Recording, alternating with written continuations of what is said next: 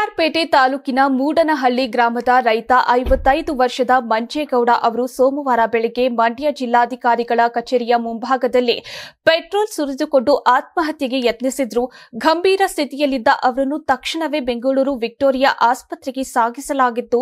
ಆದರೆ ಚಿಕಿತ್ಸೆ ಫಲಕಾರಿಯಾಗದೆ ಅವರು ರಾತ್ರಿ ಮೃತಪಟ್ಟಿದ್ದಾರೆ. ಈ ಘಟನೆ ನಂತರ ರಾಜ್ಯ ಕೃಷಿ ಸಚಿವ ಹಾಗೂ ಮಂಡ್ಯ ಜಿಲ್ಲಾ ಉಸ್ತುವಾರಿ ಸಚಿವರಾದ ಎನ್ ಚಲುವರಾಯಸ್ವಾಮಿ ಅವರು ಇಂದು ಬೆಂಗಳೂರಿನ ವಿಕ್ಟೋರಿಯಾ ಆಸ್ಪತ್ರೆಗೆ ಭೇಟಿ ನೀಡಿ ಮೃತ ರೈತನ ಪಾರ್ಥಿವ ದೇಹವನ್ನು ವೀಕ್ಷಿಸಿ ಕುಟುಂಬ ಸದಸ್ಯರಿಗೆ ಸಾಂತ್ವನ ಹೇಳಿದ್ದಾರೆ. ಮೃತ ರೈತನ ಕುಟುಂಬಕ್ಕೆ 5 ಲಕ್ಷ ರೂಪಾಯಿ ಪರಿಹಾರ ನೀಡುವುದಾಗಿ ಸಚಿವರು ಘೋಷಿಸಿದ್ದಾರೆ. ಜೊತೆಗೆ ಹೆಚ್ಚುವರಿ ಪರಿಹಾರ ನೀಡುವ ಕುರಿತು ಮುಖ್ಯಮಂತ್ರಿಗಳೊಂದಿಗೆ ಚರ್ಚೆ ಮಾಡಿ ಕ್ರಮ ಕೈಗೊಳ್ಳುವುದಾಗಿ ಭರವಸೆ ನೀಡಿದ್ದಾರೆ.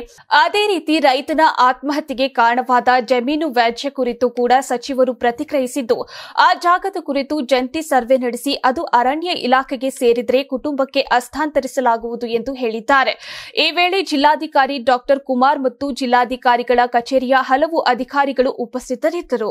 ನೀವು ಸಣ್ಣ ಆಗ್ಬೇಕಲ್ವಾ, ಅದು ಒಂದು ಉತ್ತಮ ಆಹಾರದಿಂದ ಸಣ್ಣ ಆಗ್ಬೇಕಲ್ವಾ. ಪ್ರತಿದಿನ ನಮ್ಮ ಜೀನಿ ಸ್ಲಿಮ್ ನ ಯೂಸ್ ಮಾಡಿ ಯಾವುದೇ ಸೈಡ್ ಎಫೆಕ್ಟ್ ಇಲ್ದಂಗೆ ನೀವು ಸಣ್ಣ ಆಗ್ತೀರಾ.